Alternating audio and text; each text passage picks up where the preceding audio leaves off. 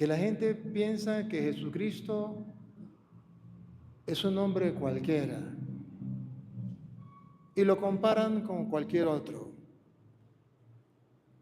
Pero la palabra de Dios dice que no, que entre tantas personas importantes como Elías, como el profeta Elías, como Juan Bautista y tal, Jesús está por encima de todos ellos, que no tiene comparación. Pero que ese Jesús que está por encima de todos ellos nos viene a traer a nosotros la buena noticia. Y dentro de la buena noticia que Jesús nos viene a traer es que el cristiano, a la luz de la fe, es capaz de hacer lo que hace el campesino: de la caca, de la vaca, de la gallina o de lo que sea, saca abono. Lo transforma en algo bueno, de algo malo, lo transforma en algo bueno. Entonces Jesucristo viene a mostrarnos que a la luz de la fe, el dolor, el sufrimiento, la traición, los golpes y la muerte, que para el mundo es la peor desgracia y que para el mundo es imposible entender cómo un Dios es capaz de aceptar que haya sufrimiento en el mundo. Se desgarran las vestiduras por no haber escuchado al Mesías, la buena noticia. Entonces Jesús salió al paso y dice: no importa que la gente diga que Dios no existe, porque si Dios existiera no existiría el dolor, no existiría esto, no existiría aquello.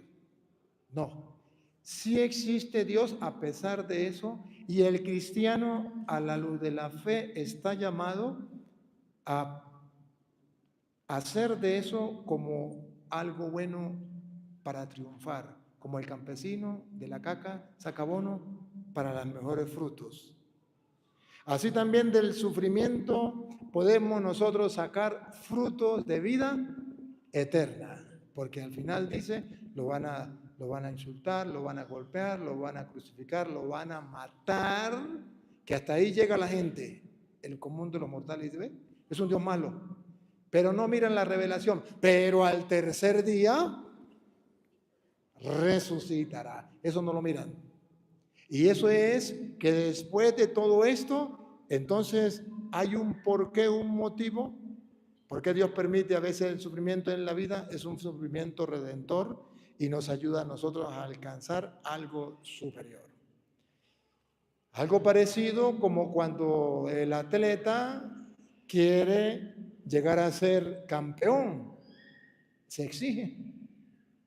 Tiene que hacer sacrificio, trotar, hacer cualquier otro ejercicio. Y el que no quiere exigirse dice: no, yo no sirvo para eso. Y cuando va a la competencia, ¿quién gana? El que sufrió aguantando, el que sufrió haciendo ejercicio, aguantando sed. Ese, su cuerpo se fortalece y es campeón. Y aquel perezoso que no pasó por ningún sufrimiento, cuando comenzó a trotar con la lengua afuera ya se quedó. ¿O no? Jesús nos invita a ser campeones. Y qué triste que el mundo entiende esto de campeones a nivel físico, material, pero no entiende esto de campeones a nivel espiritual.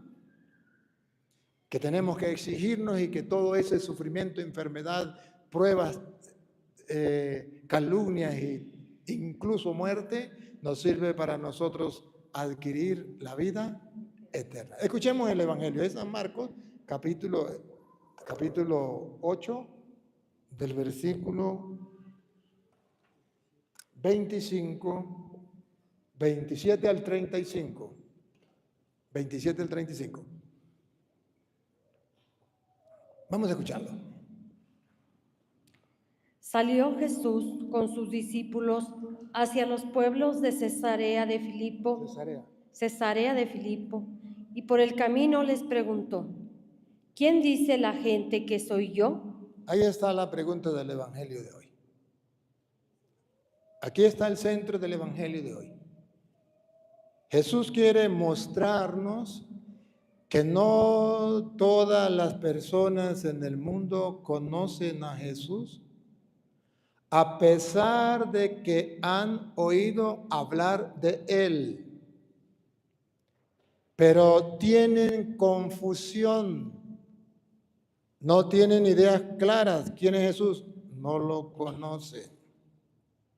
Lo tienen en los labios y en el oído, pero no lo conocen. Dice el Evangelio, lo conocen a oídas nomás. Lo igualan a cualquiera, pongan cuidado. Ellos contestaron, algunos dicen que eres Juan el Bautista. Lo están igualando a Juan Bautista. En estos días escuchaba a un político en Venezuela decir que Jesús era el mismo María Leonza. Era lo mismo, Jesús y María Leonza era lo mismo. María Leonza es una de las potencias satánicas que utilizan los brujos en Venezuela. Esa gente no conoce de Jesús, pero son cristianos. Y dicen por televisión, cristianos de Cristo. No cristianos católicos, sino cristianos de Cristo. Más bravos todavía. Unos dicen que eres Juan el Bautista. Juan Bautista era una persona muy importante, un personaje muy importante, un personaje muy bueno, un personaje muy de Dios, pero Jesús estaba muy por encima de Juan el Bautista. De modo que a Jesús no lo podemos comparar con nadie. A Jesús no lo podemos comparar, por ejemplo, con Mahoma. Jesús es superior. Con Buda. Jesús es superior. No lo podemos comparar con María Leonza, el Negro Felipe, Huacaipuro. No, Él está por encima de todo eso. No tiene nada que ver. Pero hay personas que lo comparan con Él. Ah, eso sí es verdad. No lo conocen. No lo conocen. Y ahí está el trabajo de ustedes y mío, hacer que la gente conozca a Jesús. Ojo. Y vamos a ver que San Pedro, ahorita lo vamos a ver, San Pedro, el primer papa de la iglesia, parecía tener las ideas claras quién era Jesús. Cuando uno dice que Jesús era Juan Bautista, Otros que Elías, otro que Elías, o alguno de los profetas. o algunos de los profetas. Lo comparan con cualquiera. Jesús no quedó conforme con eso. Y Jesús nos dijo, están en lo cierto, ese soy yo. No, Señor. Jesús no quedó conforme con eso. Y el Evangelio nos viene a decir hoy que Jesús está superior a todo eso. Queda inconforme. Ahora le pregunta a sus discípulos, y en este caso seríamos nosotros. Entonces Jesús les preguntó, ¿y ustedes quién dicen que soy yo? A Jesús no le importa que el mundo esté confundido, que no lo conozca a Él. A Jesús le importa más cuál es la experiencia que ustedes y yo hemos tenido de Él. ¿Quién es Él para nosotros?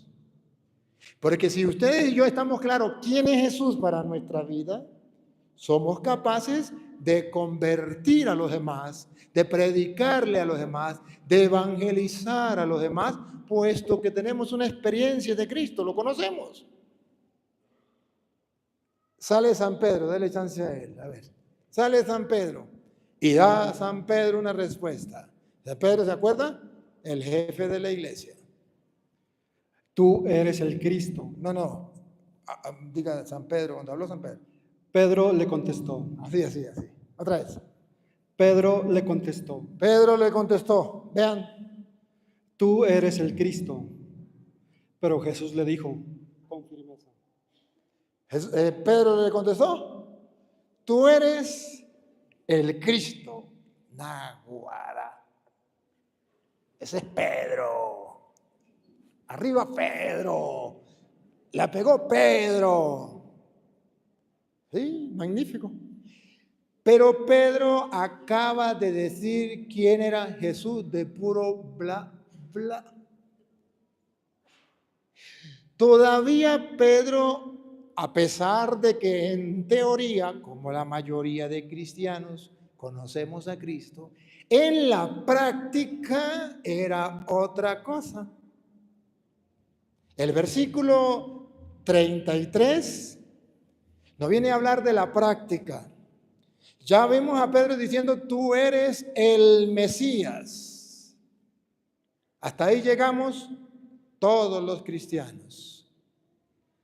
Cristo es el Señor, es el Mesías, es mi Salvador, el Rey de Reyes, el Señor de Señores. Pero cuando vamos a la práctica, al convencimiento interior profundo y personal de cada uno en la experiencia de Cristo, fallamos. Versículo 33. Debido a eso, Pedro le llevó aparte y comenzó a reprenderlo. En cierto momento Jesús se dio la vuelta y vio a sus discípulos. Entonces reprendió a Pedro con estas palabras: detrás de mí, Satanás, tú no piensas como Dios, sino como los hombres. Vean, en palabras Jesús sabía Pedro sabía quién era Jesús. Era el Mesías. En la teoría no. Otra vez lea el 33. Debido a eso, a lo que Jesús le dijo, ¿se acuerda que le dijo Jesús? Tenía que padecer, lo iban a maltratar, lo iban a crucificar, lo iban a matar, pero al tercer día iba a resucitar. Debido a eso, Pedro lo llevó aparte y comenzó a reprenderlo. ¿ven la falta de respeto de Pedro? Comenzó a reprenderlo. En la teoría, Jesús era el Mesías, lo maximito. No era Juan el Bautista, no era Elías, no era uno de los profetas, era más que eso. Pero en la práctica se le olvidó. Y en vez de hacer lo que el Señor dice, en vez de creerle a su palabra, puesto que es el Mesías, en vez de hacer lo que Él manda y ponerlo en práctica, Él se cree más que Jesús y comienza a reprenderlo. Válgame Dios. Ahí está la experiencia de Pedro. No tenía una experiencia sincera con Cristo. No tenía una convicción plena que Cristo era el Mesías, sí de palabra, como cualquier católico, como cualquier cristiano. Pero a la hora de la realidad, Jesús es más pequeño que Pedro. Pedro tiene más autoridad que Jesús. Jesús se tiene que someter a Pedro. Comenzó a reprenderlo cual niño chiquito, cual siervo, cual esclavo Jesús, y él tan gran Señor, y comenzó a reprenderlo. En vez de escuchar lo que decía el Mesías y decir, pues si Él lo dice, yo acojo su palabra, me someto a ella, porque la teoría y la práctica tienen que ir unidas. Si yo dije que Él era el Mesías, entonces yo tengo que hacerle caso al Mesías y yo no puedo reprenderlo a Él. Es Él el que me tiene que reprender a mí. Yo no le tengo que pedir cuentas a Él. Es Él el que me tiene que pedir cuentas a mí. Yo no soy el Señor. Es Él el Señor. Él no es el esclavo. El esclavo soy yo. El siervo soy yo. ¿Me captan la idea? Aquí teológicamente la Biblia nos dice que ustedes y yo hemos invertido el rol. Jesús decimos de labio que es el Señor, pero Jesús tiene que hacer lo que a nosotros nos viene en gana. Jesús tiene que hacer lo que yo piense, lo que yo diga, lo que yo mande. Pero Él es mi Señor. No somos capaces de someternos a su voluntad. Y la voluntad de Jesús está expresada en la palabra de Dios. Y ahí se expresa el pensar de Jesús, que tiene que ser distinto a mi pensar. Y mi pensar y mi voluntad se tiene que someter a la de Él, porque Él es mi Señor, Él es el Mesías. Por eso Jesús le dice, acuérdense qué le dijo Jesús: apártate de mí, Satanás. Mire, qué bárbaro. un cristiano puede pasar a ser un diablito. Y en este caso Pedro un diablote, Satanás. Cuando un cristiano deja de ser siervo de Cristo y pasa a ser siervo de Satanás como Pedro, cuando mira a Dios como un cachifo, cuando mira a Dios que Él tiene que hacer lo que yo diga y cuando no me someto a Dios. Segundo, apártate de mí, Satanás, porque no piensas como Dios. O sea, cuando un cristiano se convierte en diablito, cuando no le importa un comino lo que piense Dios. Apártate de mí, Satanás, porque no piensa como Dios, sino como los.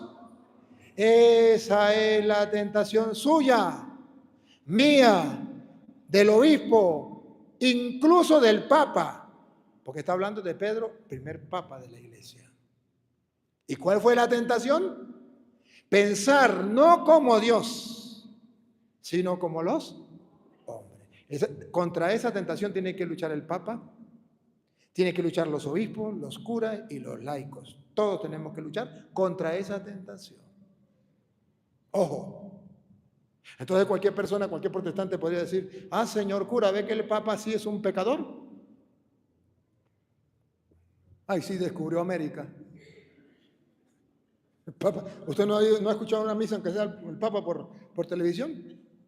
El papa reza, yo confieso ante Dios Todopoderoso y ante ustedes, hermanos, que he pecado mucho. Es un pecador de pensamiento, palabra, obra, de misión, por mi culpa, por la culpa mía de yo, por mi grandísima culpa. Por eso ruego a Santa María, siempre Virgen, a los ángeles y a los santos y a ustedes, hermanos, que no me juzguen ni me condenen, sino que intercedan por mí ante Dios nuestro Señor. Porque el papa es un pecador. Y cuando Pedro peca por hacerse y querer hacer la voluntad de los hombres y no la voluntad de Dios, Jesús no le dijo, ahora deja de ser el papa, ahora acabo con la iglesia y voy a fundar a los protestantes. Pedro sigue siendo, Jesús lo reclama, Jesús lo corrige, Jesús le da su merecido, pero sigue siendo el papa de la iglesia. No acabó la iglesia, ni le quitó la autoridad al papa. Hoy día cualquier persona dice, si el papa llega a pecar, ya deja de ser automáticamente ipso facto el papa de la iglesia de Cristo. No, señor, eso no lo hizo. Y luego lo negó 3 veces, ¿se acuerdan o no? Antes que calle cante. Y no le quitó el puesto que le había dado, la autoridad que le había dado. Más bien un día le dijo, Satanás pidió permiso, ¿se acuerda Lucas 22, 31? Satanás pidió permiso para zarandearlas a ustedes como el trigo, pero yo he rogado por ti, para que tu fe no venga abajo. Tú cuando hayas vuelto, es un pecador, cuando te hayas arrepentido, cuando hayas corregido, cuando hayas cambiado, fortalece a tus hermanos. Ahí le dijo todo, ahí le dijo todo. Pero la gente no sabe eso. Entonces los protestantes andan diciendo, es que el papa es un pecador. Sí, descubrieron América. Es un pecador. Y la iglesia no enseña que el papa no es pecador. La iglesia enseña que el papa es infalible, mas no impecable. Una cosa es decir que el papa es impecable. El que diga que el papa es impecable, a Petronilo le patina y coco, le patina y coco, le patina y coco, loco de remate. El papa no es impecable, el papa es infalible. Eso es otra cosa. Si el papa fuera impecable, no se confesara. ¿Y no han visto ustedes fotos del papa confesándose? ¿O videos? Se confiesa. Entonces, ¿qué va a confesar si no tiene pecado? Y el que no tenga pecado, que lance la primera. Jesús vino por los, no son los sanos los que están de médicos, sino los enfermos. Hay más alegría en el cielo por un pecador que se arrepiente que por 99 justos que no necesitan de arrepentirse. Pero eso sí, la Biblia entonces está diciendo que desde el papa para abajo, todos tenemos el peligro, la tentación grande de pensar como los demás mortales y olvidarnos del pensar de Dios. Y en ese momento, muy cura, muy obispo o muy papa, apártate de mí, Satanás, porque piensa no como Dios, sino como los hombres. ¿Me captan la idea? Entonces, ustedes y yo tenemos que saber, ¿creemos en Cristo? Sí, Él es el Mesías. Ajá, ya en teoría pasó la prueba. Ahora vamos a la práctica. Porque la práctica es lo más difícil. Cuando yo jugaba voleibol, yo recuerdo que fui al liceo, a mí me gustaba el voleibol. Y había un profesor que él sabía, era el profesor de educación física, pero él no dominaba el balón en voleibol. Y entonces él nos daba la teoría y decía, mire, el balón se agarra así, se le da así, y nos daba toda la enseñanza. Y se brinca así, se remata así. Y cuando llegaba la hora de él saltar, parecía un cascarrón de esos que se pegan a la malla. Quedaba pegado a la malla. Entonces decía, ven acá, toro, venga acá. Ya les di la teoría, ahora vean la práctica. Y yo no me sabía la teoría, pero me sabía la práctica. Me ponían del balón y ¡tome! Eso le daba con todo. Porque hay que unir las dos cosas, la teoría con la...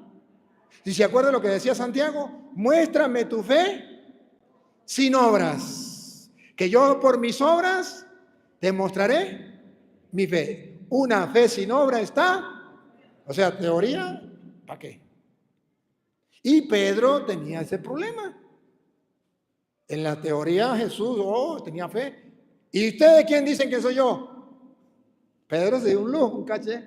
Tú eres el Mesías. Naguara, sobresalió sobre todos.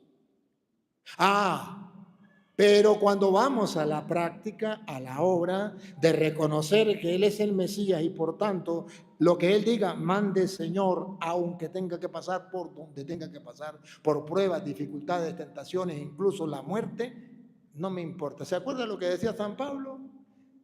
Tanto en vida como en muerte somos del Señor. Para mí la vida es Cristo y la muerte es una ganancia. A mí no me importa. Para mí la vida es Cristo. Tanto en vida como en muerte soy del Señor. No me importa nada. Sabía que Cristo era el Mesías en teoría y también en la práctica.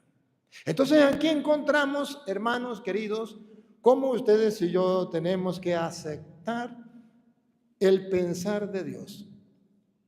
Y cuando usted y yo nos alejamos del pensar de Dios, somos instrumentos del diablo.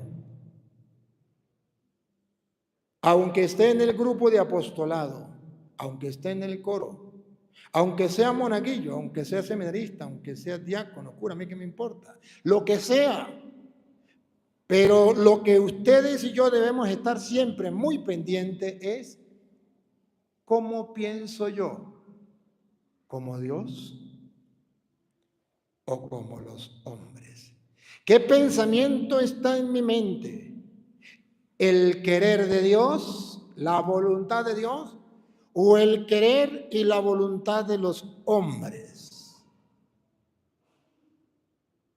Por eso en el versículo 34 les dice, en el versículo 34, le toca a ella, ¿verdad? Uno y uno. En el versículo 34 le dice, luego Jesús llamó a sus discípulos y a toda la gente. A sus discípulos y a toda la gente. Y les dijo, doña Lupa, ¿cuál es el mensaje de Jesús? el que quiera seguirme. El que quiera seguirme, ser verdadero cristiano, el que quiera ir al cielo conmigo, el que quiera ganarse la vida eterna conmigo, el que quiera reinar conmigo, el que me quiera seguir hasta la vida eterna, hasta el reino. Que renuncie a sí mismo. Ahí está. ¿Qué qué? Que renuncie a sí mismo. Ahí está. ¿Qué qué? Que renuncie a sí mismo. Ahí está el secreto. Este es el centro del Evangelio, este es el corazón del Evangelio. Cuando yo renuncio a mi forma de pensar, que es la forma de pensar del mundo, renuncio a eso para hacer la voluntad de Dios, el pensar de Dios, entonces ahí es cuando yo soy verdadero y auténtico cristiano, no de puro bla bla, como le pasó a Pedro, que en ese momento estaba siendo cristiano de puro bla bla, y Jesús le reclamó. Y para nosotros poder, queridos hermanos, hacer la voluntad de Dios, renunciar a mi voluntad, debemos tener una conversión constante. Por eso San Marcos capítulo 1, usted se queda ahí donde está, versículo 14 en adelante, cuando Jesús comienza a proclamar la buena noticia en el mundo, Marcos 1, 14 en adelante, Jesús comienza a proclamar la buena nueva del reino, a evangelizar como tenemos que evangelizar los sacerdotes, como tienen que evangelizar ustedes para que el mundo se salve. ¿Cómo comenzó a evangelizar el Señor en San Marcos 1, 14? ¿Y qué decía? ¿Cuál era la enseñanza que Él daba? Para nosotros copiarnos de Él. Escuchemos. Después que tomaron preso a Juan, Jesús fue a la provincia de Galilea y empezó a proclamar la buena nueva de Dios. Comenzó a proclamar la buena nueva de Dios, el pensar de Dios, la voluntad de Dios, lo que Dios quería. La gente no lo sabe. Es necesario que lo sepa. Y para que el mundo lo sepa, tiene que haber quien lo proclame. Comenzó Jesús a proclamarlo y después le pidió a los apóstoles y ahora nos pide a nosotros que sigamos proclamando la voluntad de Dios, el creer de Dios. Hablaba en esta forma. A ver, ¿cómo hablaba? Hablaba en esta forma. El plazo está vencido. El plazo está vencido. ¿Saben qué significa eso, no? Que Dios ya sabe cuándo usted se va a morir. ¿Cuándo yo me voy a morir? Hoy, un día más de vida y es un día menos de vida. El plazo se ha cumplido. Ya Dios sabe el día que usted va a morir. No se va a morir ni antes ni después. El día que le toque. El plazo está cumplido. Usted verá si lo aprovecha o no lo aprovecha. Pero sabe el día en que nació. Usted sabe, desde que usted nació y tiene uso de razón, sabe que un día se va a morir. Más seguro que el desayuno de mañana. El plazo se ha cumplido. El reino de Dios se ha acercado. Cuando uno se muere, no hay ningún problema. No es una desgracia. Es que el reino de Dios ya está cerca. Entonces uno se muere, ¿para dónde va? Para el reino de Dios. El tiempo está cumplido, o sea, ya me acerca la muerte, el reino de Dios ya está cerca. Para el cristiano, morir no es una desgracia. Es lo que Jesús está enseñando, ¿no? Y escuchen lo que viene, por favor, que esto es lo que yo quiero resaltar. Tomen otro camino. Tomen otro camino. ¿Se acuerda que dos caminos? Uno, tú piensas como los hombres, ese es un camino. Dos, y no como Dios. Está dos caminos, pensar como los hombres o pensar como Dios. Tome cualquiera de estos dos caminos. Y crean en la buena nueva. Hay que agarrar un buen camino, hay que convertirse y agarrar el camino. ¿Cuál es el camino que tenemos que agarrar? ¿Cuál? No lo escucharon, otra vez. Y crean. ¿Cuál es el camino? Y crean. ¿Cuál es el camino? Y crean. Crean, ese es el camino. ¿Creer en qué? En la buena nueva. En la palabra de Dios. Cuando usted y yo creemos en la palabra de Dios, aprendimos cuál es el querer de Dios, el pensar de Dios, la voluntad de Dios. Estamos en el mes de la Biblia. Y la mes de la Biblia nos indica a nosotros que la única manera para convertirnos es conocer la Sagrada Escritura, la buena nueva, y creer en lo que allí está escrito. Creer en la palabra de Dios, creerle. Jesús comenzó a decirle a Pedro, el Hijo del Hombre tiene que padecer, va a ser maltratado, lo van a traicionar, lo van a crucificar, lo van a matar, pero al tercer día resucitará. Pedro no creyó eso. No creyó. Y peor todavía, no creyó que iba a resucitar al tercer día, se quedó centrado en el puro sufrimiento y no miró la resurrección. Y dice, eso no puede ser así, y comenzó a reprenderlo. A Pedro le faltaba la conversión, creer en la palabra de Jesús, creer en la buena nueva, creer en el evangelio. Entonces, por eso volvemos usted cuando le dice, todo aquel que quiera ser discípulo mío, niéguese a sí mismo. ¿Cómo es que decía? El que quiera seguirme, que renuncie a sí mismo. Que renuncie a sí mismo. Ya no es lo que yo piense. Ustedes no se dan cuenta por qué el mundo marcha mal. Porque cada quien hace lo que le da la gana. Y si usted dice que fumar no es pecado, para mí fumar no es pecado, entonces eso no es pecado. Para mí fumar marihuana no es pecado, entonces eso no es pecado. Para mí emborracharme, eso no es pecado. Para mí vivir en concubinato, rejuntado, eso no es pecado. Para mí tener una novia con derecho, eso no es pecado. Si a mí me gusta un hombre y yo soy hombre, y si los dos nos gustamos, eso no es pecado. Y si yo soy mujer y me gusta otra mujer, pues eso no es pecado, para mí no es pecado. Dice Jesús, apártate de mí, Satanás, porque no piensas como Dios, sino como los. Ese es el pecado de la modernidad, pensar como los hombres y no como Dios. Incluso cualquier persona que tenga 4 dedos de frente es capaz de darse cuenta que matar a un niño es pecado.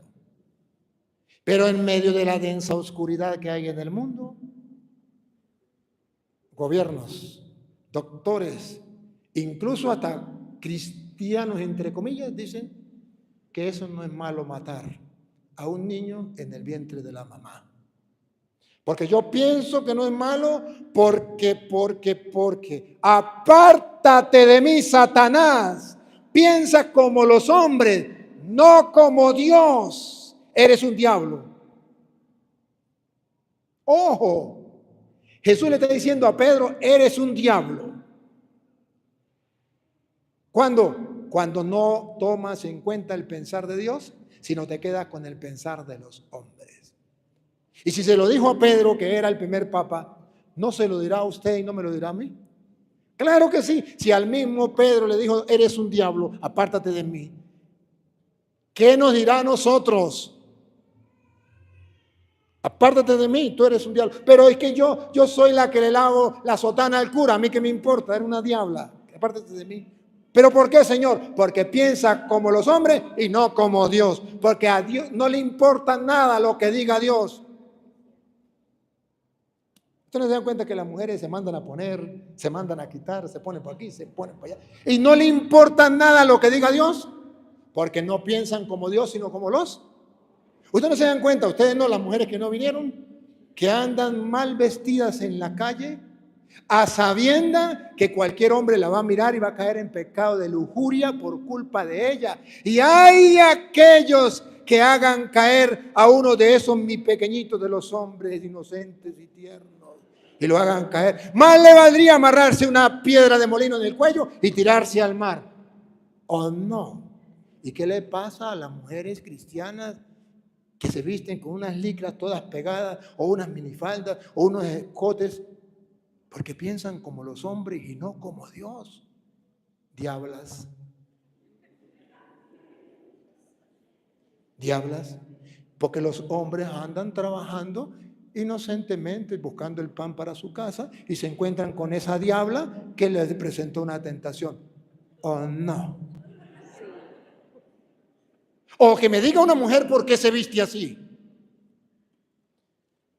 Si no es por instrumento del diablo, ¿por qué se viste así si hay tantas maneras elegantes de vestirse como mujer para merecer todo el respeto y para ser como cristiana? Incluso, ustedes no se dan cuenta, ojalá que no haya sucedido hoy aquí, que en la iglesia cuando van a leer las mujeres pasan con esos escotes que todo el mundo se queda centrado y dice, uy, la gente está centrada en la palabra. Mirá, los hombres están centrados en la palabra, no, en el escote de la mujer.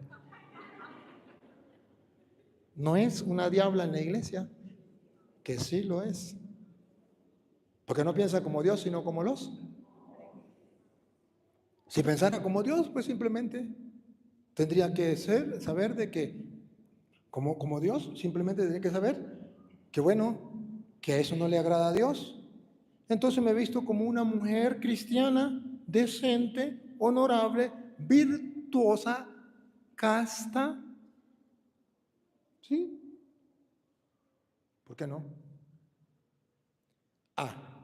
Porque a nosotros no nos importa un comino lo que piense Dios. Pero Jesús sí está fichando. No me importa quién sea, pero qué hay en su mente. ¿Cómo está pensando? ¿Como Dios o como los hombres? El que quiera ser discípulo mío, niéguese a sí mismo. Ahora, ¿eso es fácil o no es fácil? No es fácil. ¿Con qué lo compara Jesús? Dale. Tome su cruz. ¿Cómo lo compara Jesús negarse a sí mismo? La cruz más grande que le puede tocar al ser humano es negarse a sí mismo. Oh, y a Jesús también. ¿Recuerdan que hubo una sola ocasión en la vida de Jesús que sudó gotas de sangre? A ver, acuérdenme, ¿a dónde fue? En el huerto de Getsemaní. ¿Y cuál era la frase que decía cuando sudaba gotas de sangre? Señor, Padre, si quieres, aparta de mí este cáliz, pero que no se haga mi voluntad. Fue tentado como nosotros a hacer la voluntad de lo que nosotros nos viene en gana. Pero que no se haga mi voluntad, sino la tuya. Ese es el sacrificio más grande, la cruz más pesada que pueda tener un cristiano en el mundo. Porque tiene que renunciar a su voluntad, a su forma de pensar. Tiene que sacar su forma de pensar, introducir, cuando lee la Biblia, la forma de pensar de Dios. Si guardaba rencor, Dios me dice, perdona y serás perdonado. Saco el rencor, eso es muy difícil. Y meto la forma de pensar de Dios. Y cuando me encuentre con el enemigo, le digo, buenos días, disculpe si en algo te ofendí, perdóneme. Y si algo me ofendiste, te perdono. Ven, dame un abrazo, un beso y un mordisco en el pescuezo. Eso es actuar conforme a la voluntad de Dios. Porque si no estamos haciendo como Pedro, Jesús es el Mesías. Pero cuando Él nos dice, perdona y serás perdonado, ya va, Señor, ven acá, te voy a reprender. Eso no es así. Porque si esa persona me hizo daño, mire, me mató a mi hijo, me mató a mi madre, me quitó a mi mujer, entonces, Señor, ¿qué quiere? No, eso no puede ser así. ¿Y qué dice Jesús? Quítate de mi lado, Satanás. No piensa como Dios, sino como los hombres. Entonces eso cuesta. La persona que está acostumbrada al chisme, a la calumnia, a la difamación, al vicio, al que está pegado al cigarro, al licor, a los juegos, a los casinos, el que está pegado a las malas amistades, a las discotecas, a las parrandas, que no es una cruz dejar eso. Claro que sí, para hacer la voluntad de Dios. Díganme los que están viviendo arrejuntados, que no es una cruz tener que casarse o separarse. Claro que sí. Los que están viviendo en adulterio, que no es una cruz tener que dejar a ese hombre si lo ama como si lo hubiese parido, o a esa mujer que es la princesa de la vida. ¿No es una cruz? Claro que sí. Pero si no renuncia a su voluntad, apártate de mí, Satanás. ¿Quiere que Cristo te trate así? ¿Se imagina usted estar en ese lugar donde Jesús te diga, Petronilo, apártate de mí porque eres Satanás y me sirve de estorbo? No piensa como Dios, sino como los hombres. ¿Cómo te quedan las letras delante del Señor? ¿Lo has pensado? No lo has pensado. Y por eso Dios me manda hoy, como sacerdote suyo, a ayudarles a pensar, a reflexionar qué es lo que tenemos que hacer. Y cada uno tenemos que ver en qué tenemos que cambiar, en qué tenemos que aceptar la voluntad de Dios. ¿Y cuál es el problema, queridos hermanos? El problema está en que yo quiero salvar mi vida. Yo quiero salvar mi vida. Yo quiero ser feliz. Miraba una entrevista que le hacían a una cristiana evangélica.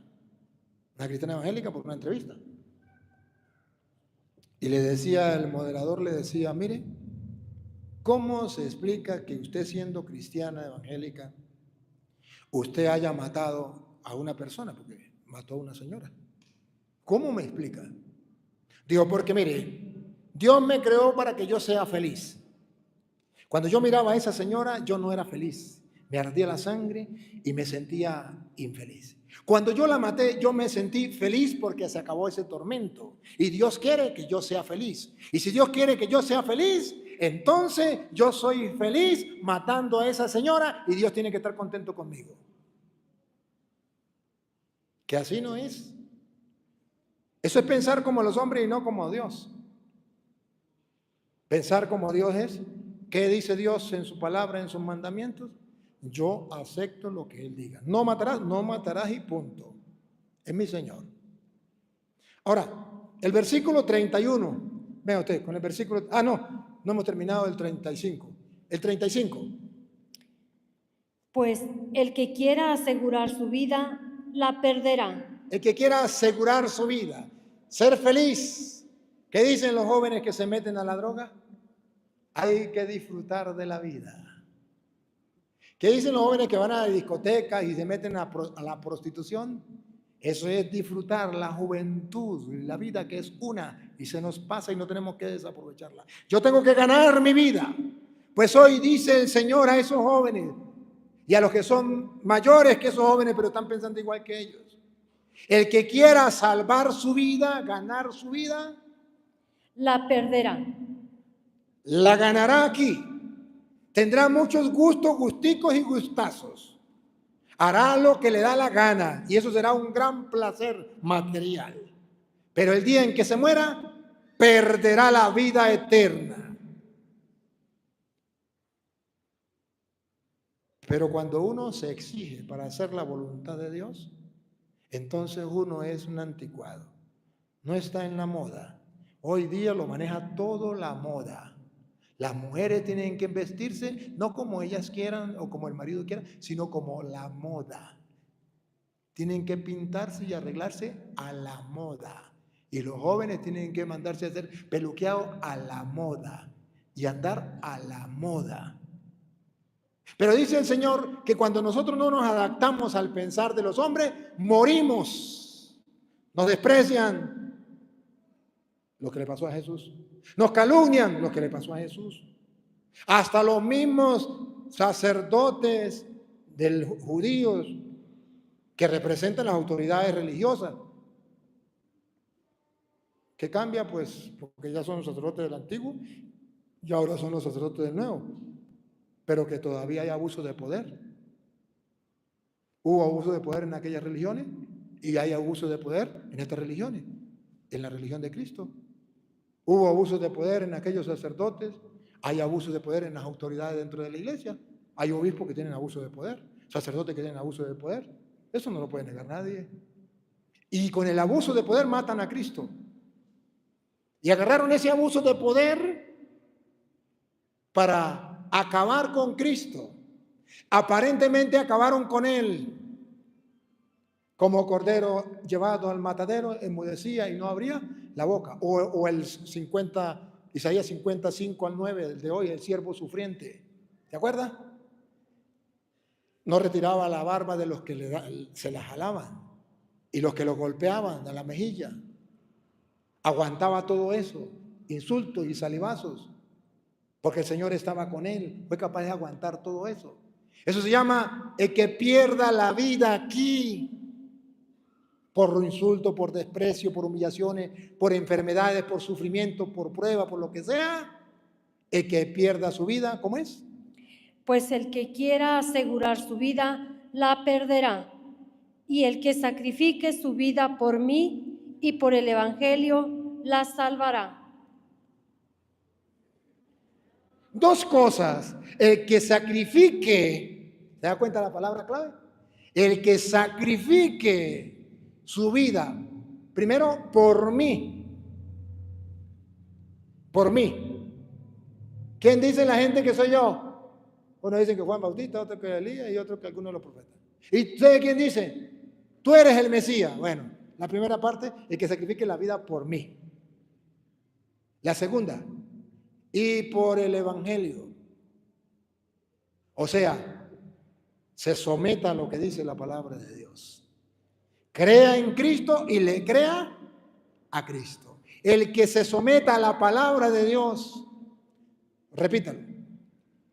y el que sacrifique su vida por mí por mí y por el Evangelio, y por el Evangelio, por hacer lo que dice la Biblia, aunque yo no esté de acuerdo, aunque no me guste, aunque no me nazca, a mí qué me importa, yo sacrifico mi vida para hacer lo que dice el Evangelio y así, y solo así podré actuar según el pensar de Dios. Y si no me sacrifico para leer el Evangelio y actuar conforme al Evangelio, entonces apártate de mí, Satanás le dirá a Cristo, porque no piensa como Dios, sino como los hombres. Y este es el problema que tenemos. Hoy yo les hago una cordial invitación en este mes de la Biblia. La única manera para conocer lo que Dios piensa es leer las Sagradas Escrituras. Y la única manera para salvar la vida es el que se sacrifique por Cristo y por su palabra, por cumplir lo que Él manda, tendrá la vida eterna. Pero aquel que no se sacrifique y haga lo que le dé la gana, perderá su vida. Qué bárbaro, pero qué bárbaro. Ahora vean el 31. Ven, el 31. El 31 es la explicación de lo que Cristo le dice a Pedro, que lo hace a Pedro enfurecer, y Pedro lo llama y lo reclama y le dice, no puede ser así, y lo reprende. ¿Qué le dijo Cristo a Pedro? Vean cómo el cristiano es capaz de transformar el sufrimiento de una enfermedad, de una traición, de un problema, de un golpe, de lo que sea, tormento que sea, es capaz de transformarlo a la luz de la fe al punto que le sirva de gloria. Escuchemos. Luego comenzó a enseñarles que el Hijo del Hombre debía sufrir mucho. ¿Debía sufrir? Mucho. ¿Y cuál es la forma de pensar del hombre del siglo XXI? Hay una secta que lo dice en una frase: pare de sufrir. Hasta los mismos cristianos odiamos el sufrimiento. Y los protestantes, para engañar a los tontos, cuando usted tiene una enfermedad, dice, usted está enfermo porque usted no se ha convertido en evangélico. Conviértete porque es una maldición que Dios le da porque eres católico. Y si usted se mete en evangélico y no se sana, dice que usted no se ha convertido de verdad. No, el sufrimiento no es eso. El sufrimiento es algo que hay en la vida que Dios dejó para fortalecer el alma, para fortalecer el espíritu y para que ustedes y yo podamos pasar la línea, la frontera a la otra vida con facilidad, haciendo un pequeño sacrificio como los venezolanos que llegan aquí a México a pasar la frontera a Estados Unidos, hacen un sacrificio pero pensando en el sueño americano. Y cuando yo esté allá y tenga trabajo y pueda mandarle plata a los míos, no me importa pasar todos estos sacrificios. Así también el sacrificio es, Dios lo permite para nuestra vida, para fortalecernos cual atleta que quiere agarrar físico para el momento de la pelea o del combate, para resaltar entre tantos, porque tiene físico, capacidad, después de haberse sacrificado tanto, es capaz de aguantar más que el otro, y el otro que no se ha sacrificado, comienzan a correr y ya está con la lengua afuera y no puede más. Es un gran problema. Tendrá que pasar por sufrimientos. Y ser rechazado por los notables, los jefes de los sacerdotes y los maestros de la ley. Qué bárbaro, ¿no? A mí esto me impacta. Yo voy a pensar solo, esto no lo voy a predicar, voy a pensar yo solo. Qué bárbaro, ¿no? Que Jesús dice que la autoridad que hay religiosa a veces se puede transformar en martirio para los que quieren vivir la fe.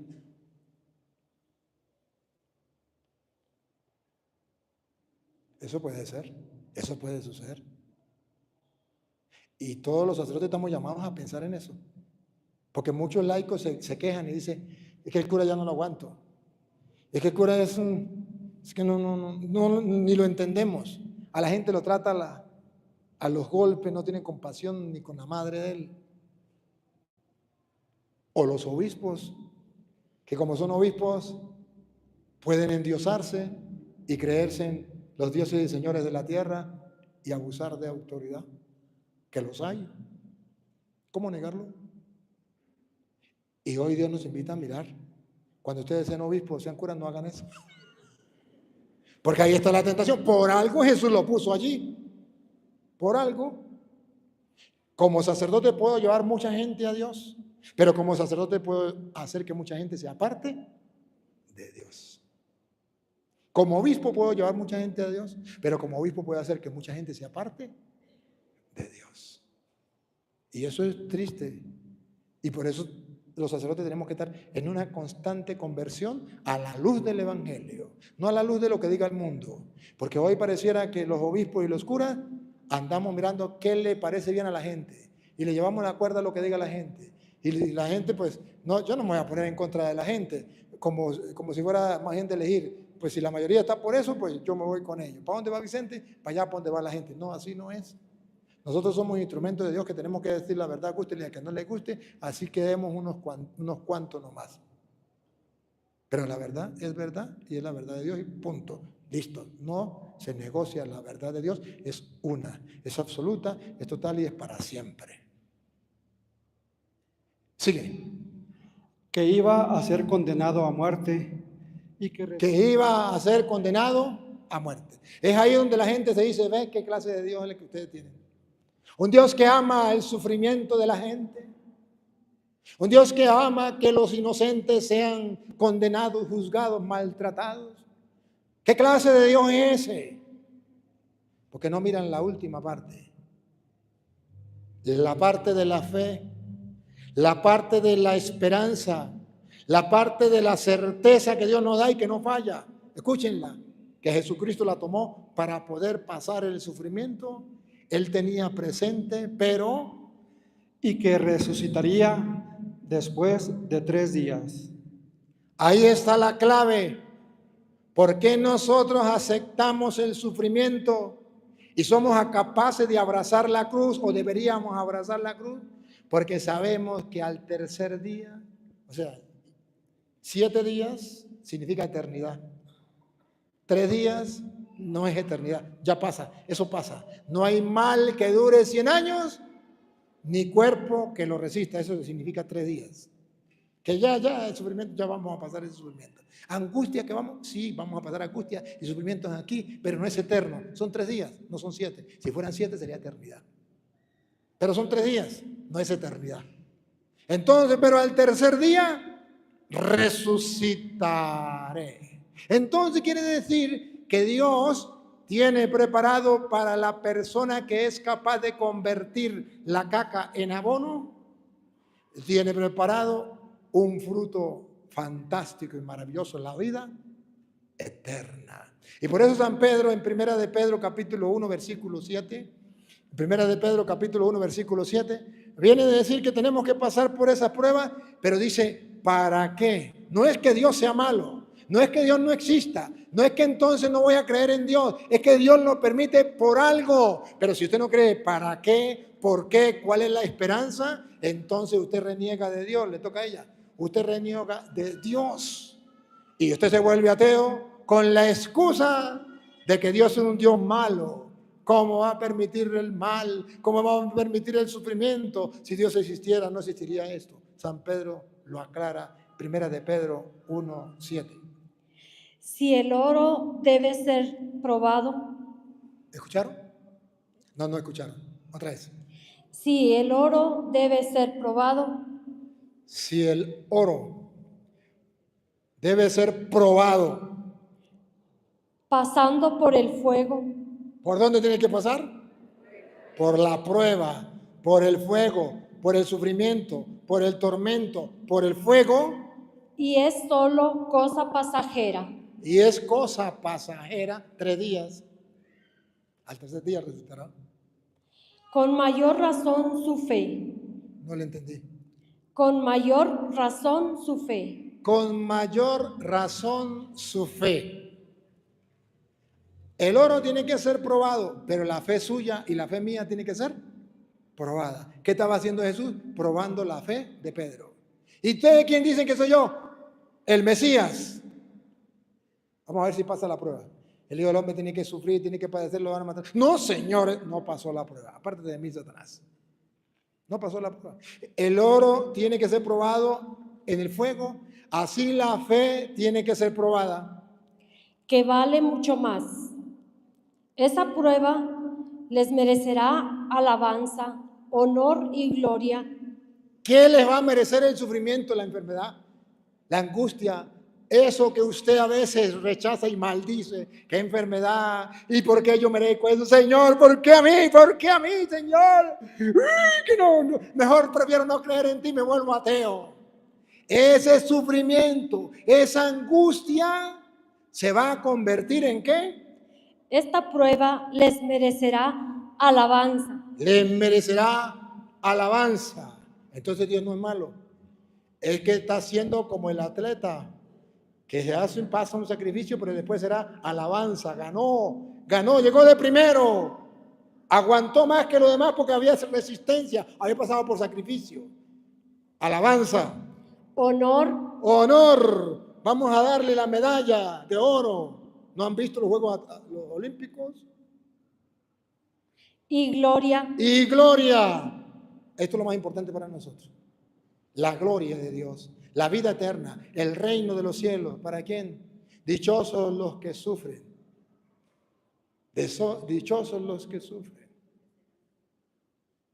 Dichosos los pobres. ¿Se acuerdan de las bienaventuranzas? Ahí está reflejado. Ahí está todo reflejado esto. Y le da un porqué. El problema no es que Dios sea malo, es que ustedes y yo no queremos creer en Él. Y no queremos poner la esperanza, activar la esperanza a la luz de la fe. Creer lo que Él hace por nosotros y anhelar el más allá. Es que nos hemos quedado centrados en el aquí y el ahora, en lo terreno, y nos hemos olvidado que somos peregrinos del cielo. Hoy Dios me permite celebrar con ustedes un año más de vida. Estoy feliz, contento. ¿Y qué significa eso? Significa que hace 60 años yo no existía en ninguna parte del mundo. Ni en la barriga de mamá, ni en la barriga de papá. Estoy cumpliendo 51 años. Hace 60 años, ¿dónde estaba yo? No existía. Que me digan los ateos, ¿dónde estaba yo? Los que dicen no creer en Dios, ¿dónde estaba yo? En ninguna parte del mundo. Ahora díganme, ¿qué pasó hace 51 años con 9 meses?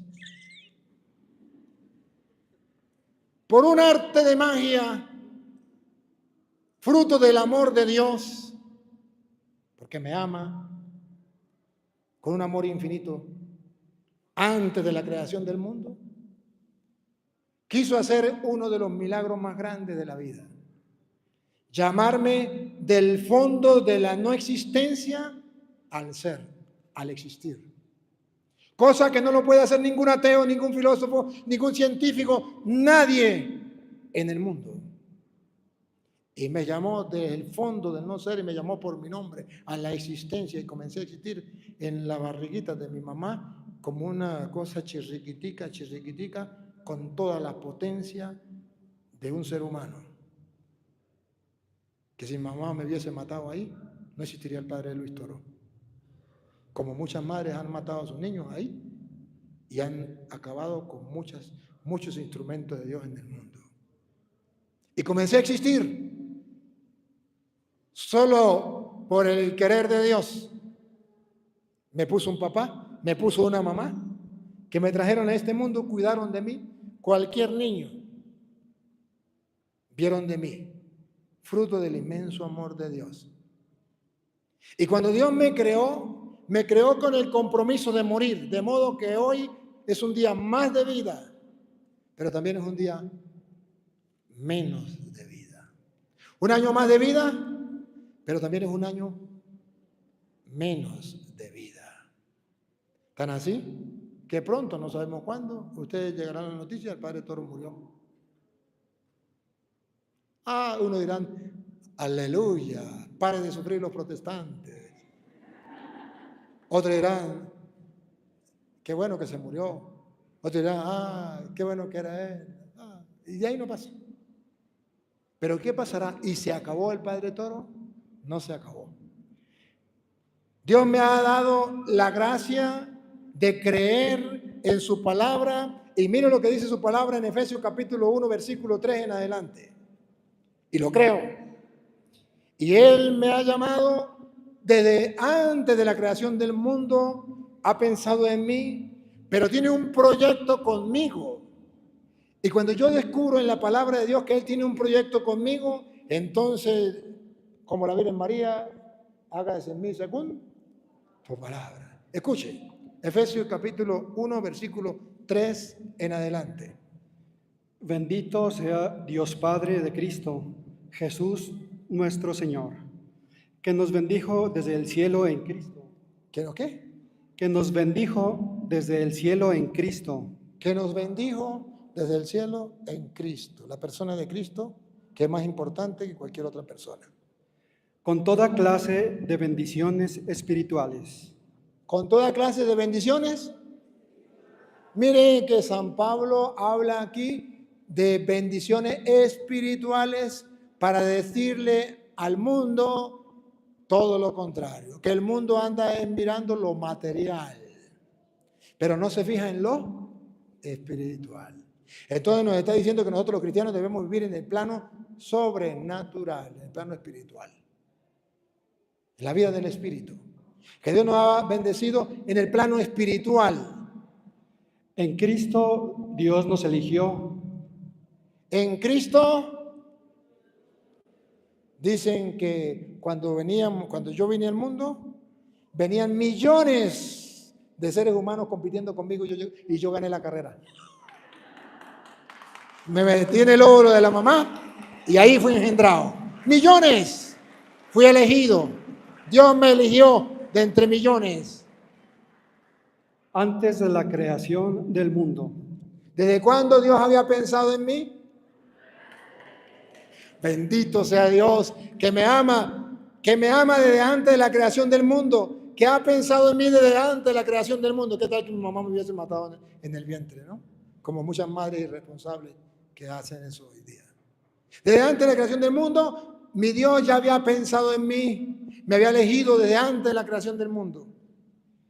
Para estar en su presencia sin culpa ni mancha. Para poder estar en la presencia de Él, sin culpa y sin mancha. No porque yo no sea pecador, sino porque Cristo me limpia del pecado. Pongan cuidado. Desde la eternidad determinó en el amor que fuéramos sus hijos adoptivos. Pero mire, desde la eternidad determinó que yo fuera hijo de Dios. Hijo adoptivo de Dios, gracias a Jesucristo, mi Señor.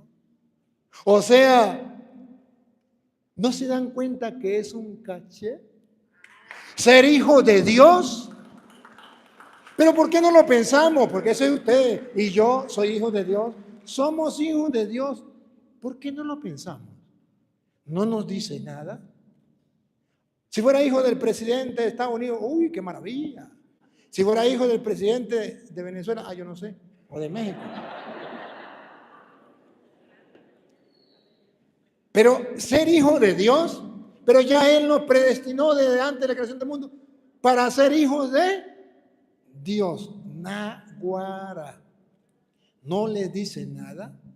A Pablo sí. Usted se queda, no, Juan, primera de Juan capítulo 3, versículo 2. Usted se queda ahí.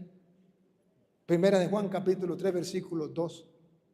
Dios nos destinó desde antes de la creación del mundo a ser sus hijos. ¡Qué maravilla! ¿Y qué significa ser hijo de Dios?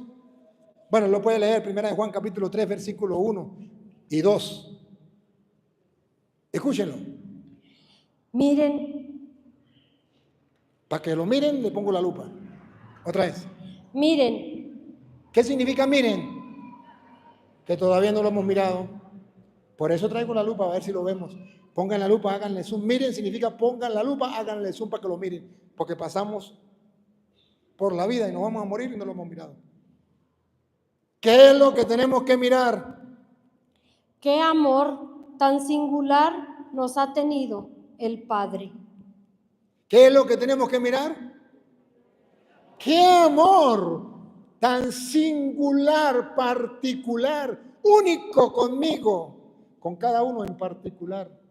Dios nos ama particularmente a cada uno, nos valora particularmente, se preocupa particularmente, singularmente, no en plural, en singular. ¡Cuánto amor singular ha tenido el Padre Dios para con nosotros! Amarme desde antes de la creación del mundo, elegirme para que yo naciera en el vientre de mi madre, protegerme cuando niño tantos peligros, alimentarme todos los días, darme la capacidad de ver, de oír, de caminar, de pensar, de amar, de perdonar, de sentir, de llorar, de reír, de dormir, de... Todo eso me lo ha dado Dios de gratis. ¡Qué fantástico! ¡Qué amor particular ha tenido el Padre! Que no solo nos llamamos hijos de Dios, sino que lo somos.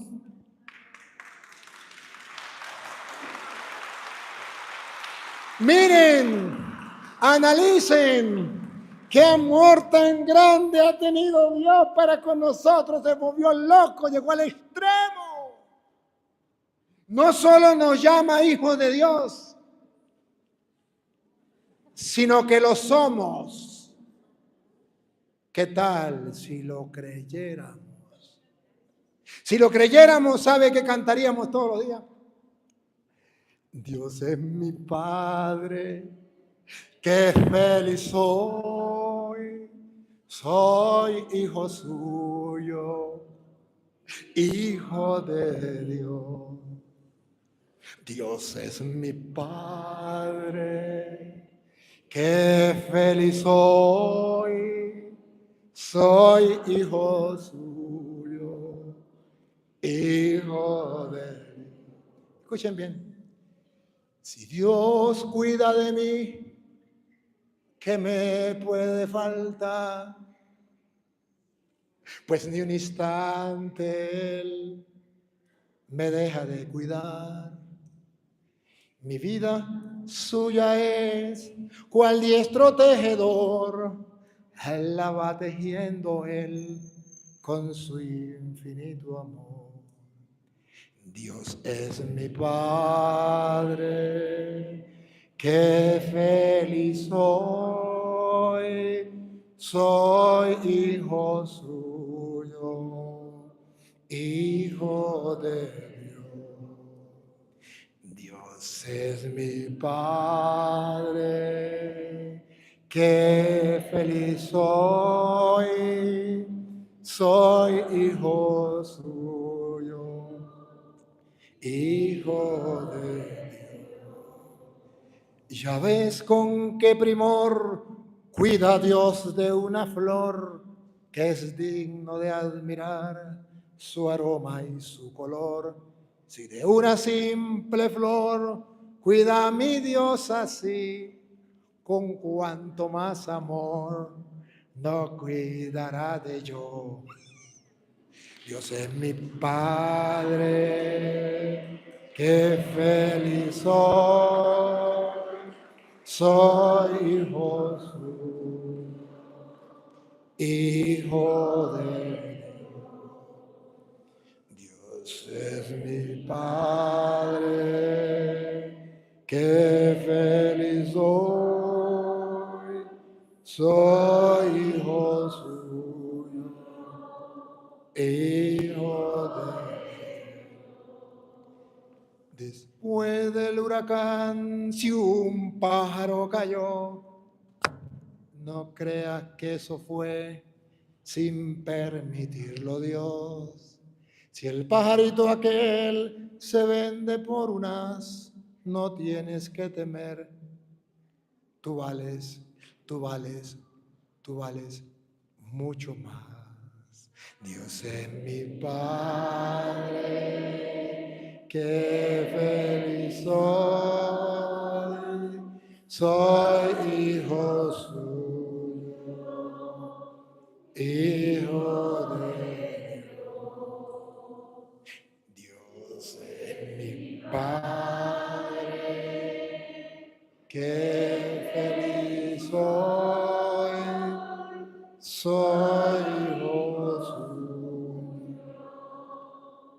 hijo de Dios. Métense conmigo. Yo soy hijo de Dios, Él me defiende. Él es mi papá. Tengo quien me defienda. Tengo quien me ayude, quien me protege, quien me acompaña. Por eso no tengo que estar triste ni amargado. Feliz, Dios es mi Padre, no hay motivo para estar amargado con estrés de 4 de 5, con depre. ¿No? Si yo disfrutara todos los días que Dios es mi Padre, cuánto me ama Él, todo lo que tengo es ganancia por su infinito amor, entonces si yo lo reflexionara, yo sería la persona más feliz del mundo. ¿Qué nos está pasando? Hagamos al menos la prueba. Hagamos la prueba y verá cómo todo se queda en basura. Esto es lo más importante. Dios es mi Padre. ¿Cuál Dios? El que hizo el cielo, la tierra, el mar en cuanto lo llena, todo lo visible y lo invisible, tronos, dominaciones, principados, potestades, todo fue creado por Él y para Él. Él es anterior a todo y todo se mantiene en Él. ¿Cuál Dios? El Dios grande, soberano de todos los dioses. Tiene en sus manos las cimas de la tierra. Son suyas las cumbres de los montes. Suyo es el mar porque Él lo hizo. La tierra firme que modelaron sus manos. Ese es mi Padre. ¿Tengo motivo para estar feliz? Sí. Pero hoy día el mundo nos hace creer que para ser feliz hay que tener dinero o si no, no soy feliz. Tengo que tener muchas cosas o si no, no soy feliz. Qué triste, ¿no? Qué triste. Desde que llegó un hombre a una zapatería y encontró al zapatero amargado, tratando mal a todo el mundo, y a él también lo trató mal y le dice: vengo para que me arreglen los zapatos. Y lo trató mal. Y le dice: pero ¿por qué está amargado? ¿Por qué está triste? Y porque yo quisiera ser feliz. Y le dice: bueno, ¿qué le impide ser feliz? Dijo: porque yo quisiera tener aunque sea $1 millón. Y le dice: pues eso no es ningún problema. Yo le consigo $1 millón y usted me da las 2 piernas suyas para un hijo mío que las necesita. Tuvo un accidente. Dijo: no. Digo: también le duplico, le doy $2 millones, pero entonces me da los ojos suyos que los necesito para una nieta mía que los perdió.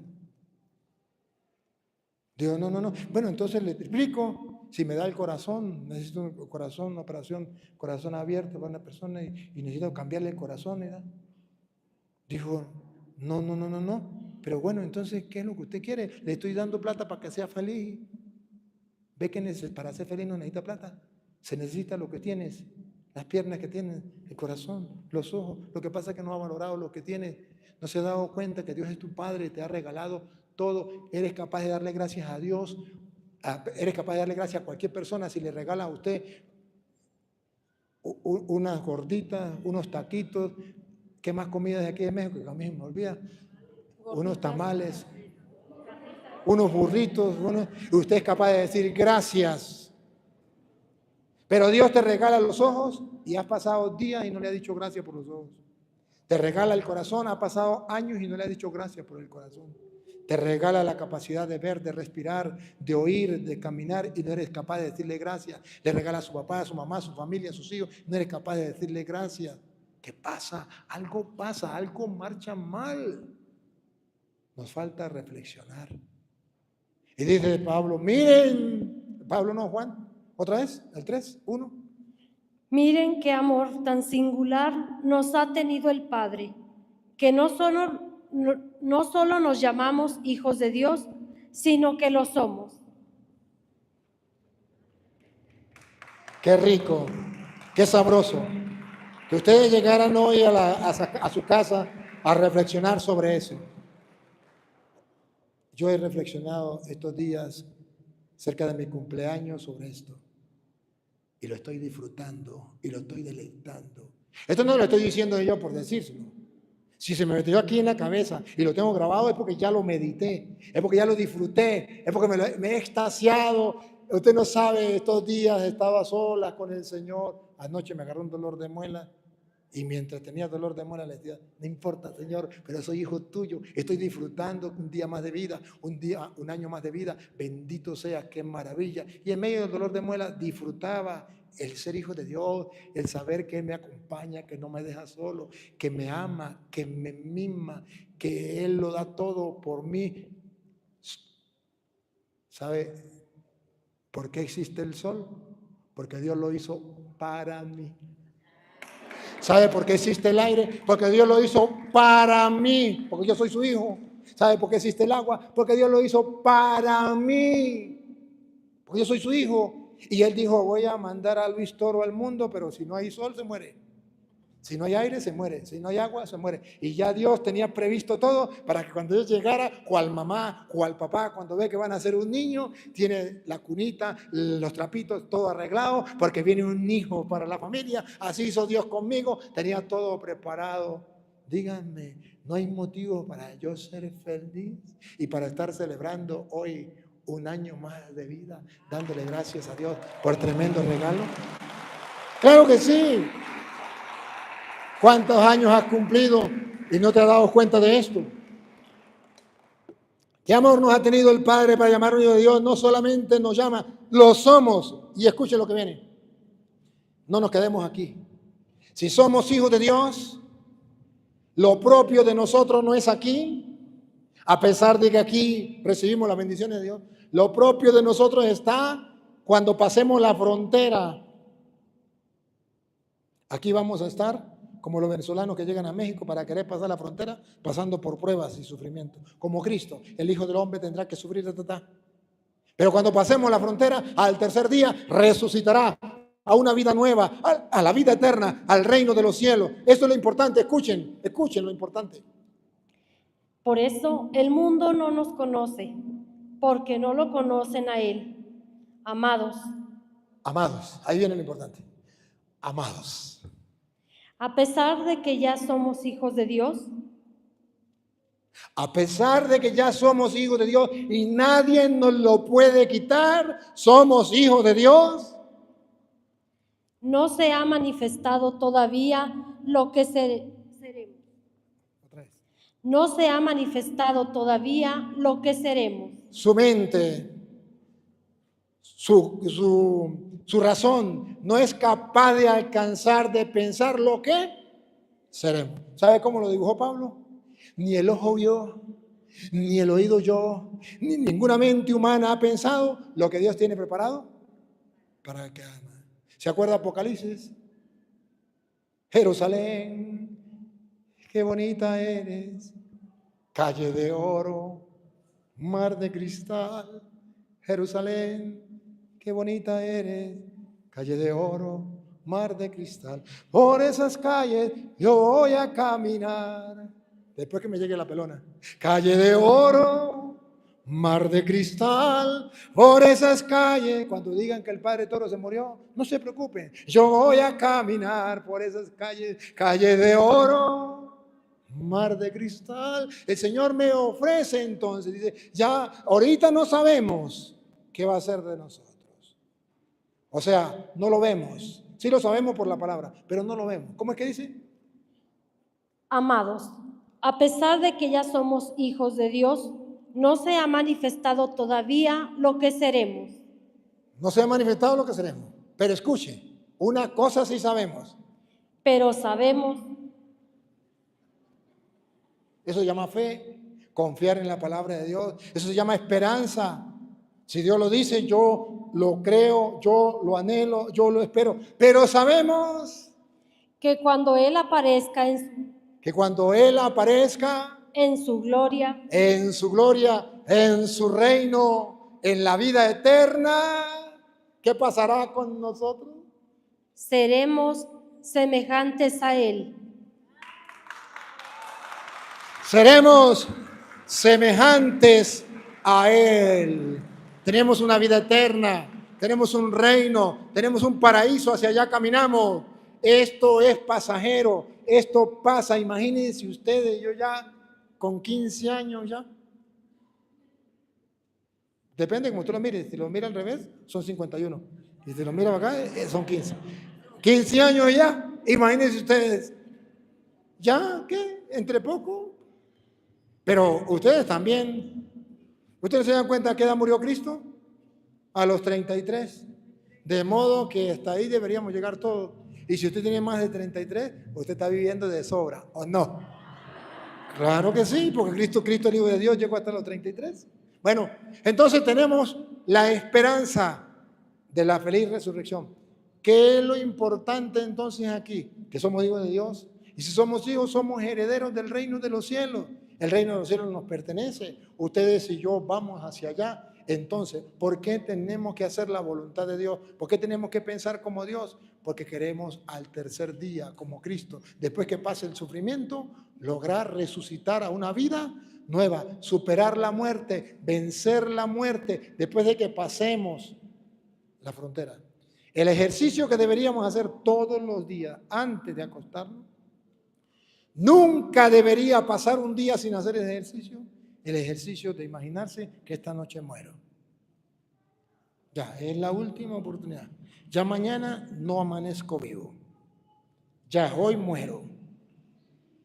¿Cómo estoy con Dios? Mal, le pido perdón. Me arrodillo, le pido perdón. Si estoy mal con mi esposo, con mi esposa, con mi hijo, con el vecino, pido perdón. Tengo la opción de confesarme, me confieso. Arreglo mi vida, porque hoy me voy a morir. Al otro día, si tengo la oportunidad de abrir los ojos, miro al cielo y le digo, me dejaste vivir un día más. Bendito sea. Te amo, Señor. Gracias. Me dejaste vivir un día más. Bendito sea. Pero estoy seguro que este día sí será el último. Y quiero vivirlo para ti y contigo. Y voy a querer estar pendiente en qué momento me llega la hora de la muerte para poder decir con Cristo en el momento de la muerte, todo está cumplido, a tus manos encomiendo mi espíritu. Voy a estar vigilante en el momento que me llegue la muerte para mirar ese instante donde yo pase el pie y ahí pase la frontera así. Así, ustedes no han visto la película de Cantinflas cuando pasó con el burro la frontera a los Estados Unidos, cuando pasó que había como es un portón ahí y él abrió con un candado que había con una llave que él tenía, le iban a meter preso. Cuando pasó la frontera, así también nosotros tenemos que estar preparados para el día en que nos llegue la muerte. La muerte no es una desgracia, es pasar la frontera para poder alcanzar la vida que perdura, la vida eterna, el reino de los cielos. Por eso Jesús, cuando dibujó la muerte, no la dibujó como muerte. Lázaro está dormido, lo dibujó como un sueño. La niña no está muerta, está dormida. Ah, caramba. Y cuando dice, cuando venga Cristo, los que han dormido primero que nosotros despertarán. Ah, bárbaro. La muerte es un dormirse en la presencia de Dios. Es un decirle a Dios, me abandono en tus manos, de ti vengo, a ti voy. Y llegó el momento, Señor, me voy. En el tiempo del coronavirus, cuando a mí me dio coronavirus, la gente decía que yo me iba a morir y yo feliz esperando el momento cuando partiera de aquí para allá, a ver cómo era la cosa aquí. Señor, lo único que quiero es estar contigo. Me confesé bien, me preparé bien, me voy. Y si me voy, Señor, para allá voy. Ciudadano soy del infinito. No tengo por qué tenerle miedo a la muerte. Ando con el Señor. ¿Por qué tenerle miedo a la muerte? Ah, sí. Si no me he confesado, le tengo miedo a la muerte. Si no he arreglado la vida, le tengo miedo a la muerte. Mejor ni pensar en la muerte. Padre, ¿cómo va a decir usted que yo piense en la muerte si a mí me da miedo, me da susto? Claro que sí. Si no está preparado, le va a dar miedo y susto. Y si le da miedo y susto, pues prepárese. ¿Qué está esperando? Pecador, ojo y alerta, que la muerte está a tu puerta. Vida corta, tiempo incierto. Hoy estoy vivo, pero mañana muerto. Tan así, hermano, pecador, ojo y alerta, que la muerte está a tu puerta, vida corta, tiempo incierto, hoy estoy vivo, pero mañana muerto. Tan así que entre 100 años ninguno de ustedes estará vivo. Apostemos lo que sea. Ninguno de ustedes estará vivo, ni los que están por las redes sociales tampoco. Todos se lo han tragado los gusanos. ¿O no?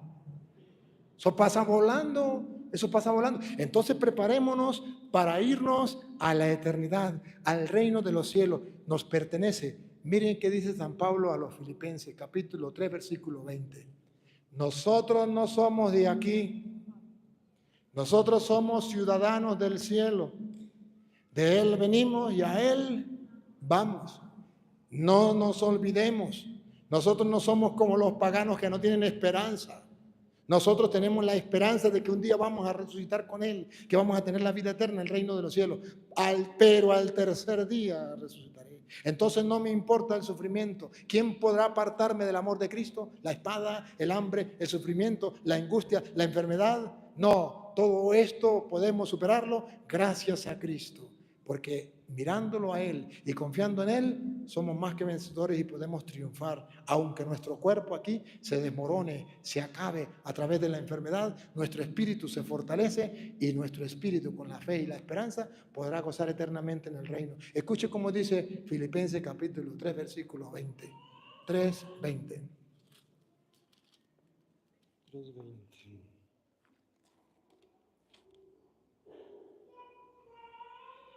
Para nosotros, nuestra patria está en el cielo.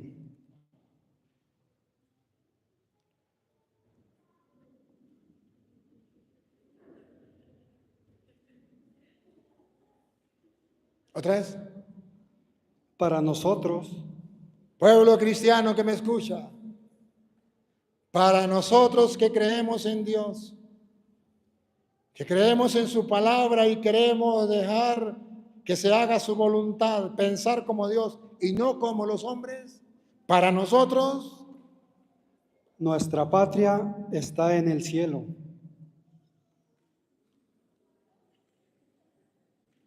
no les dice nada. Si lográramos reflexionar un poquitico, si lográramos activar la fe y la esperanza, imaginarnos que esto es verdad, no puede ser mentira porque es Dios quien lo dice. Creerlo, anhelarlo, esperarlo. Nuestra patria está en el cielo. Entonces, ¿por qué me aferro a la tierra? Entonces, ¿por qué busco y acumulo tesoros en la tierra y no en el cielo? Como dice Jesús, atesoren tesoros en el cielo, donde nadie se los puede robar. Entonces, ¿por qué yo no oro? ¿Por qué no leo la palabra? ¿Por qué no voy a misa? Entonces, ¿por qué no arreglo mi vida? ¿Por qué no cumplo los mandatos de Dios? Entonces, ¿por qué no hago el esfuerzo de cambiar lo malo que hay en mi vida? Que todos tenemos algún pecado donde fallamos y que tenemos que luchar contra eso porque estamos seguros que nuestra patria no es de aquí, que nuestra patria es del cielo. Repítalo. Para nosotros, nuestra patria está en el cielo. ¿Lo ven? Si lo creyéramos a plenitud, entonces no nos amargaría el sufrimiento, la angustia, la traición. Seríamos como Cristo. El Hijo del Hombre va a ser traicionado, va a ser golpeado, ¿verdad? Lo van a matar. Pero eso no es problema. Nuestra patria es el cielo. Al tercer día resucitará. Eso no es problema. Vengan los que vengan. Venga el sufrimiento, venga lo que venga. Eso es pasajero. Vanidad de vanidades, dice Coelho. Eso pasa. Nuestra patria está en el cielo, de donde vendrá el Salvador, al que tanto esperamos. ¿Al que qué? Al que tanto esperamos. ¿Al que tanto? Esperamos. ¿De verdad? ¿Lo esperamos? ¿Cuándo lo espera? Cuando se va a acostar a dormir, ¿usted espera que esa noche va a morir y Dios se lo va a llevar? Mentira, ¿no? ¿Lo espera? Cuando se levanta, ¿espera que ese día venga el Señor y se lo lleve? ¿Lo espera? No diga mentiras. ¿Lo esperamos? ¿Lo esperamos? Voy a la misa a vivir la Eucaristía como el único culto de salvación por la humanidad, esperando la venida del Señor y que me encuentre en oración. Lo espero cuando rezo el Santo Rosario con la familia, como familia. ¿Lo estoy esperando o no rezo el rosario? Porque no lo espero. Leo la palabra de Dios porque lo espero y quiero que me encuentre activo, trabajando por el reino. ¿Lo espero? Mentiras. Esperarlo, no lo estamos esperando. Y dice Jesús, vamos a llegar como ladrón a medianoche, cuando nadie lo espera. Ese es el problema que tenemos. Si lo esperábamos, ¿cuál es el problema? Bendito sea Dios, me voy con Él, me voy con Él, me voy con Él. Para la Nueva Jerusalén, me voy con Él, me voy con Él. Para la Nueva Jerusalén. Nuestra patria está en el cielo, donde esperamos a nuestro Salvador Jesucristo. Cristo Jesús, el Señor, cambiará nuestro cuerpo miserable y lo hará semejante a su propio cuerpo, del que irradia su gloria. Entonces Él nos va a salvar y nos va a dar un cuerpo glorioso como el suyo, que irradie su propia gloria. Hagamos un momento de imaginación. ¿Se imagina estar en el cielo con los ángeles y los santos? ¿Se imagina estar en el cielo con Dios eternamente disfrutando de aquello que dice San Pablo? No habrá luto, no habrá llanto, no habrá dolor, todo será alegría, gozo y paz, dicha y felicidad en el Espíritu Santo. No les dice nada. Entonces, ¿para qué nos llamamos cristianos? Entonces, ¿en qué creemos? Entonces, ¿cuál es nuestra fe? Díganme, ¿cuál es la esperanza? ¿Se da cuenta que estamos como un popote?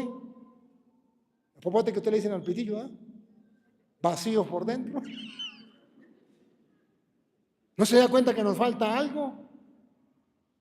Nos falta creer en la palabra para esperar lo que la palabra promete. Y como creo en la palabra y espero lo que dice la palabra, entonces dice Santiago, la fe no puede estar sin obra. Obro, actúo conforme a lo que creo y espero. Entonces, ¿por qué perdono? Porque creo en la palabra y espero el reino de los cielos, que es el reino del amor y no del odio. Entonces, ¿por qué amo? Porque creo en la palabra y espero lo que está prometido, el reino del amor. El reino de Dios, Dios es amor. Entonces lo creo y comienzo a obrar. Entonces, ¿por qué trato bien a los demás? Porque creo que ese es hijo de Dios y espero gozar el reino de los cielos junto con él. Entonces, ¿por qué no hago distinción entre las personas? Porque todos somos hijos de Dios. Entonces, ¿por qué los amo? Porque tenemos un Padre en común. Es nuestro Padre que nos ama a todos por igual, que no hace distinción en personas y que quiere que nosotros nos amemos y que caminemos todos en grupo, dice el colombiano, en llave, para ir al cielo. ¿Qué está pasando, pueblo mío? Hoy, queridos hermanos, yo quiero hacerlos reflexionar. Y les digo, ¿saben cuál es el fracaso de nosotros en la vida espiritual? Que no tenemos tiempo para meditar, para pensar a solas con Dios. Hoy el ruido nos mata. Hoy los jóvenes, no jóvenes, tienen que estar un radio, un televisor, un celular, o con gente, no puede estar solo un instante, porque Dios habla en el silencio. Y Dios se encuentra en el silencio. Cuando vayas a orar, entra en tu cuarto, cierra la puerta y ora a tu Padre en lo secreto. Y tu Padre ve lo secreto. Eso no lo estamos haciendo. Hermanos, caminamos hacia la vida eterna, por eso estamos aquí. Creemos en Dios y en sus promesas, por eso estamos aquí. Muéstrame tu fe sin obra, que yo por mis obras te mostraré mi fe. Vamos a activarnos y vamos a buscar la ciudad eterna, el reino de los cielos, sin desanimarnos. Hoy entonces, cuando Dios me regala la oportunidad de celebrar un año más de vida, y ahora como sacerdote del Dios Altísimo, a mí me encanta esta canción que dice: por escuchar la voz que dijo que faltaba gente para sembrar la palabra de Dios. Dejé mi casa, salí corriendo, silbando fuerte por no llorar. Y me alisté entre los obreros que dejan todo por la verdad. Y fui a luchar por un mundo nuevo. No tengo hogar, mas gané un pueblo. Y fui a luchar por un mundo nuevo. No tengo hogar, mas gané un pueblo. Soy ciudadano del infinito, del infinito, del infinito. Siembro la paz por mi camino, por mi camino, por mi camino. Soy ciudadano del infinito, del infinito, del infinito. Siembro la paz por mi camino, por mi camino, por mi camino. Yo he procurado sembrar la paz y por donde fui siempre hablé de Dios, basado en las Sagradas Escrituras. También bendije al que me maldijo, a los protestantes, y sembró cizaña sobre mi amor, que me insultan sin ningún motivo. Escuchen, no recibí condecoración por haber donado mi corazón. ¿A mí qué me importa? Yo voy sembrando por entre el pueblo y voy soñando un mundo nuevo. Yo voy sembrando por entre el pueblo y voy soñando un mundo nuevo, porque soy ciudadano del infinito, del infinito, del infinito. Entre poco ya no estaré con ustedes. Entre poco se quedarán viendo los videos y dirán, ay, Padre Toro, tanto que hablaba y tanto que nos tenía ahí. Pero ya no está. Soy ciudadano del infinito, del infinito, del infinito. Siembro la paz por mi camino, por mi camino, por mi camino. Caminamos hacia Dios. Y yo quiero despertar hoy en ustedes una chispa de esperanza, para que el día en que muramos nos encontremos todos en el cielo y reinaremos eternamente con Cristo en el reino celestial. Amén. ¡Viva Jesucristo! ¡Viva nuestro Dios y Señor Jesucristo! ¡Viva la iglesia de nuestro Señor Jesucristo! Aplauso fuerte para nuestro Señor. Señor, recibe los aplausos de tu pueblo, que hoy te reconoce como Dios. Bendito sea, alabado sea y glorificado sea por siempre, por ser tú nuestro Dios y Señor, que tanto nos ama. Agradezco también a los que nos siguen en las redes sociales. ¿Cuánto tenemos ahorita en las redes sociales? 2.292, y en las otras redes sociales. Y agradecerle también a ellos porque desde allí están compartiendo conmigo este momento importante, este momento importantísimo del cumpleaños. El martes, Dios mediante,